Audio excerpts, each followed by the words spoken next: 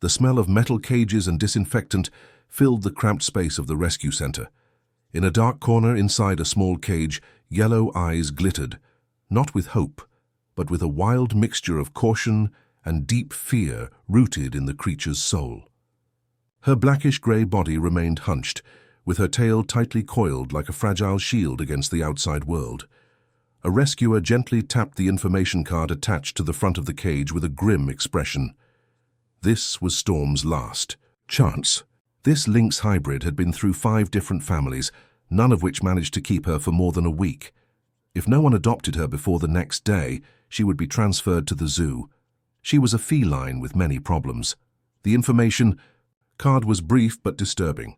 Storm, female Lynx hybrid, approximately 3 years old.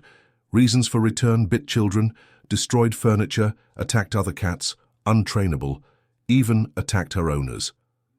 It was a death sentence already signed for this unfortunate creature. My husband Alex stood motionless in front of the cage.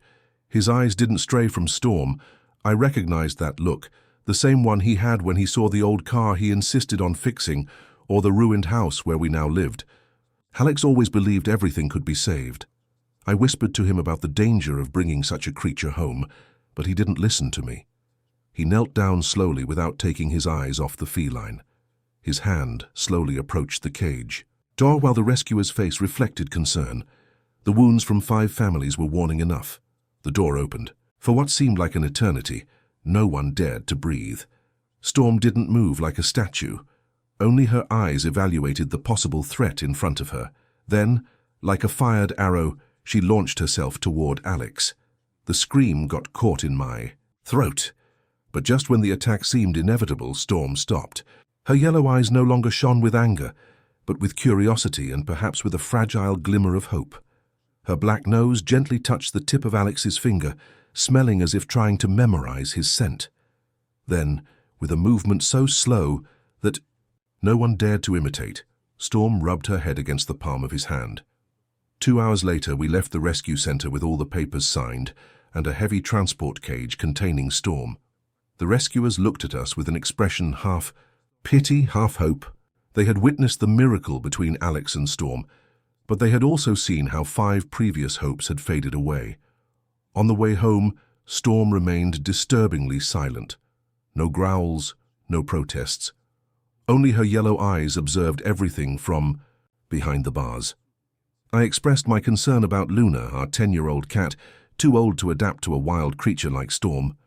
But Alex didn't respond. He looked at the cage with an inexplicable certainty in his eyes. Luna greeted us at the door as always, her light grey tail moving gently. But upon perceiving Storm's wild scent, she froze and fled to the safe space under our bed. We placed Storm's cage in the living room and prepared everything according to the rescue center's instructions. Litter box, private space, toys, food, everything necessary for a cat. Although Storm wasn't a common cat, Alex decided to let her get used to her new environment little by little, without forcing her to come out. We had dinner in tense silence, occasionally glancing toward the cage where the yellow eyes followed our every movement. Night fell and we decided to leave her alone in the living room, with the cage door open. But the bedroom door closed, protecting Luna, who was still curled up on our bed, still tense but somewhat calmer.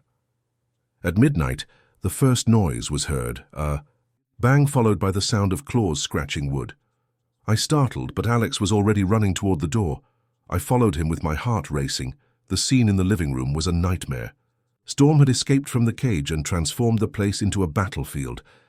The sofa was destroyed, covered with white fibers, the curtains torn down, a broken vase, and water spilled on the floor. And in the middle of the chaos, Storm was climbing the bookshelf, throwing books and frames to the floor. I felt anger and desperation. When she heard us, she turned with her back arched, her fur bristled, and a spine-chilling growl emerging from her throat. I begged Alex to return her the next day, pointing out the devastation she had caused and the potential danger she represented to Luna. But Alex didn't move. He looked directly into Storm's eyes, not with fear or anger, but with understanding. He explained that the cat was scared, that she had simply reacted instinctively to a strange environment. Then he made a decision. He would stay with Storm and asked me to return to the bedroom with Luna. From the half-open door, I saw him sit, down slowly on the floor among the debris. Storm was still high on the shelf, still growling, although she was no longer destroying anything. Alex didn't try to approach. He just sat against the wall, closed his eyes and waited. Time passed. It could have been minutes, or perhaps hours. Storm prowled around the room.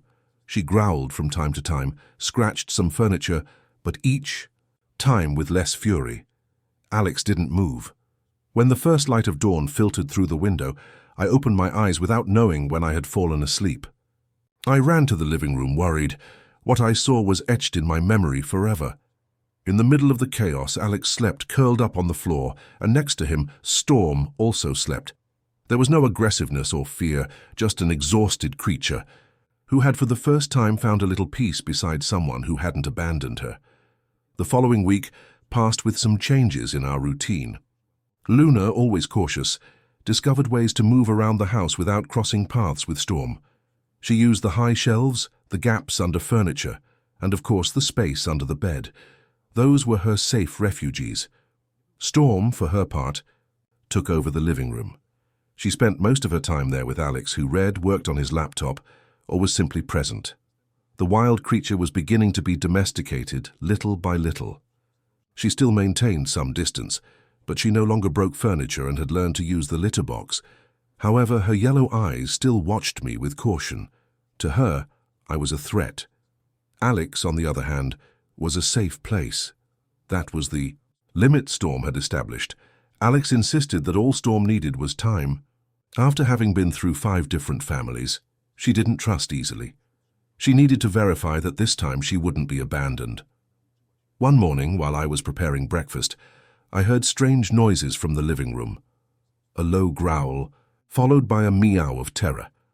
My heart almost stopped when I recognized Luna's voice. I ran immediately, and what I saw froze my blood. Storm had cornered Luna. She had her fangs exposed, ready to attack. Luna, old and scared, trembled with wide-open eyes, paralyzed by fear. I screamed Storm's name while running toward them. It was a mistake. The cat turned toward me with a growl, but that distraction was enough for Luna to escape. She ran desperately, and in a reflex, Storm caught her with a swipe. Luna's scream filled the house. I ran to her. She was lying on the floor with a long wound from which blood was flowing. Storm backed away, although she didn't move away completely. Her eyes remained lit in alert, as if ready for another attack. I called Alex through tears, holding trembling Luna in my arms. He came from the backyard, and his face paled upon seeing the scene. Luna wounded, Storm on guard, and me in a sea of tears demanding that Storm leave. It didn't matter where, but she had to go. Luna could have died. Alex didn't respond immediately. He looked at Luna, looked at me, and then at Storm. With determination, he took the car keys and told me he would take Luna to the veterinarian. He asked me to stay home with Storm. I opposed furiously, but he insisted. Luna needed urgent attention, and if we both left, Storm could panic, destroy the house, or even escape and be lost forever. Although I disagreed, I reluctantly accepted. I handed Luna over to him, and Alex asked me to keep my distance from Storm, not to try to approach her. He promised to return as soon as possible. When the door closed behind him, I was left alone with Storm. She remained in the same position, although she no longer showed an aggressive attitude but a contained alertness. I could see confusion in her eyes, as if she didn't understand either, how everything had escalated that way. I retreated to the kitchen, maintaining a prudent distance but without stopping to observe. As time passed, in the middle of the silence, Storm slowly moved toward Alex's favorite armchair, climbed up, and curled up there. Her eyes remained fixed on me. 3 hours later, the door opened. Alex entered with the carrier in his arms. I was still sitting in the same place. Storm was also there in the armchair, vigilant and calm, as if she knew her only chance was still alive. Alex announced that Luna would be fine. The wound wasn't as deep as we had feared. The veterinarian had sutured it and prescribed antibiotics. She only needed rest, but she would recover completely. Although the news brought me relief, my anger remained intact. I demanded to speak seriously about Storm. Alex nodded, but instead of sitting next to me, He walked towards Storm.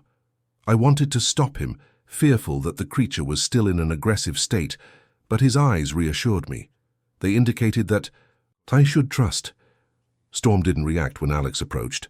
Her yellow eyes followed every movement but showed no signs of hostility. Alex sat next to her and slowly extended a hand. Storm didn't rub against him as she used to do, but she didn't move away either. Then Alex explained that he understood how I felt. Luna had been part of our family for 10 years, but Storm also needed one. I responded that Storm had attacked Luna, that this couldn't be ignored. Alex thought she did it out of fear, because Luna had unintentionally invaded her space, and Storm didn't understand yet that this was also Luna's house. She was just protecting what she believed was hers. I pointed out that therein lay the real problem. Storm wasn't a common cat. She was a creature with wild instincts that didn't belong in a domestic environment. But Alex asked me for more time, just a few more days. He promised that if in that time we couldn't change something, he himself would take care of finding her another home. I wanted to refuse. I wanted to insist that Storm should leave immediately, but when I looked into his eyes, I saw something more than stubbornness. I saw conviction, a deep hope to achieve what 5 previous families hadn't managed. So I accepted. I gave him 3 days with the condition that if after that Storm continued to be a threat, she would have to go. During that time, we kept Luna in our bedroom, away from Storm. I spent almost all day with her, stroking her soft fur, asking her forgiveness for not having protected her. Meanwhile, Alex remained in the living room with Storm, only going out for essentials. On the second day, Alex called me to the hallway. He asked me to bring Luna if possible. I protested, convinced that he had gone crazy by suggesting that. How was I going to risk Luna suffering another attack? But he assured me that he wouldn't allow her to be harmed and asked me to trust him. With fear and many doubts, I carefully lifted Luna. She was still weak but could move. I approached the door, ready to close it at the slightest sign of danger. Alex was sitting on the living room floor. In his lap, Storm slept deeply. I retreated immediately, but Alex signaled for me to wait. He asked me to observe carefully. Storm hadn't noticed our presence yet. Her eyes remained closed, her body relaxed under Alex's hand. There was no trace of tension or aggressiveness. Alex explained that Storm had been awake all night, walking, non-stop, looking toward our door. He believed she was worried. I was skeptical.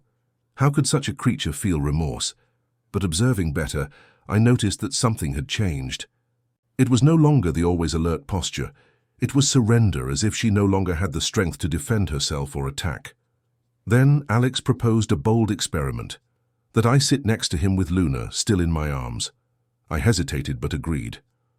Approached very slowly, all my senses on alert in case Storm woke up. When I sat next to Alex, Storm opened her eyes. Her yellow eyes searched for Luna immediately, and I felt my body tense. I was ready to protect Luna at all costs, but what happened surprised me. Storm looked at her, not with hostility, but with caution, with curiosity. She raised her head, moved away from Alex's lap, but didn't approach. Luna, also in my arms, looked at her. Her wound was still visible under the bandage. Alex petted Storm gently, whispering calm words to her. Then, with a deliberate gesture, he extended his other hand toward Luna. Both creatures, one wild, the other domesticated, observed Alex's hand as it went from one to the other, as if at that moment he was building an invisible bridge between 2 worlds that for the first time weren't rejecting each other. Time passed in tense silence. No one dared to breathe deeply, as if a single sigh could break the fragile balance that had formed. After what seemed like an eternity, Storm did. Something no one expected. She slowly stretched her neck toward Luna, with her nose barely trembling as she smelled the old cat. Luna stiffened in my arms but didn't try to escape. Then, with a delicacy that left me breathless, Storm gently licked Luna's ear once before lying back down in Alex's lap. Her eyes remained open, but were no longer on alert. In that instant, I understood what Alex had seen from the beginning. Storm wasn't a wild and untamable beast. She was a wounded, scared, lost creature, trying to understand the world with the scarce tools she had developed to survive. Days later, we received the file from the rescue center. It revealed a heartbreaking truth. During the first 2 years, of her life. Storm had lived locked in a narrow cage inside an illegal breeding facility. She was only taken out to be shown as a rarity to visitors. The photos showed an emaciated Storm with eyes full of fear in a cage so small she couldn't even stand up or turn around. On the back of one of the photos was a cold note that said, "Specimen number 17. Untrainable, too aggressive. Recommended euthanasia." Alex, upon reading it, didn't hesitate for a second. He removed from the house any object that might resemble a cage to Storm, carriers, laundry baskets, wardrobes with sliding doors, even the trash can with a lid. That night he placed on the living room floor the metal remains of a cage he had destroyed. Storm recognized them immediately. Her body tensed, her fur bristled. A small growl escaped from her throat, not from anger, but from visceral fear. And then something unexpected happened. She began to scratch the metal forcefully, leaving deep marks. Then she bit it as if she wanted to destroy it completely. Alex didn't stop her. He just observed her in silence, allowing her to release. Years of accumulated pain and fear. Afterward, he buried the metal fragments in the garden. Storm watched closely, as if it were a kind of farewell ritual, a symbolic burial for a past that had marked her. That same night, a storm hit the city. A heartbreaking scream woke us up. It was a sound we had never heard come from Storm. We found her rolling on the floor, scratching her face with her eyes wide open, but not seeing, as if she were trapped in another place. Alex hugged her tightly, not caring about the claws that dug into his skin. He didn't let go, he just held her tighter, whispering soothing words. Little by little, the spasms ceased, and Storm remained still, trembling in his arms. That was her worst crisis, but it wouldn't be the last. In the following weeks, she had other episodes, especially during thunderstorms or loud noises. But every time that happened, we were there by her side until the fear faded away. Little by little, the crises became less frequent, and most surprisingly, Storm began to seek us out when she felt one was coming. She no longer faced terror alone. That gesture said everything. It was a sign of trust, of openness. One quiet afternoon, Storm jumped onto the sofa. Instead of going next to Alex as she used to do, she settled next to me and rested her head on my lap. I put my hand on her head, still fearful, but she didn't move. She closed her eyes, and a soft purr vibrated in her throat. In that moment, all my doubts disappeared. Storm was no longer just Alex's pet. She was part of our family, with her wounds, with her fears, with all her fragility, and with a trust earned through effort.